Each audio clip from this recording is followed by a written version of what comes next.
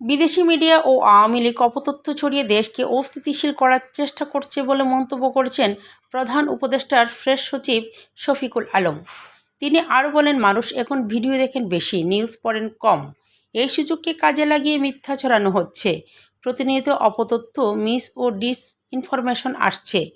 এর মধ্যে সমাজের গোষ্ঠীগুলোর মধ্যে, রাজনৈতিক দলগুলোর মধ্যে সংঘাত লাগানো হচ্ছে।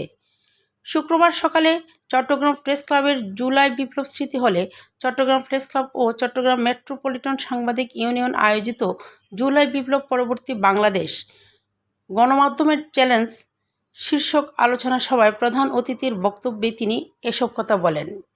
আপনি যারা যারা আম জনতা যারা এই ভিডিওটা দেখছে তারা তো ধরেই নিচ্ছে যে আসলে এটা বুঝি সত্য,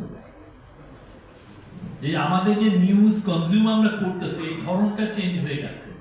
ফলে প্রতিনিয়ত অপতথ্য আসছে, মিসইনফরমেশন আসছে, ডিসইনফরমেশন আসছে, এবং এই মিসইনফরমেশন ডিসইনফরমেশন নিয়ে আমাদের সোসাইটিকে ডিস্টেবিলাইজ করার চেষ্টা হচ্ছে।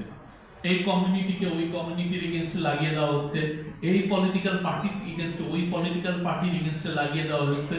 আপনার পলিটিক্যাল প্রসেসটাকে ব্যাহত করার চেষ্টা করা হচ্ছে, আপনার ডেমোক্রেসিকে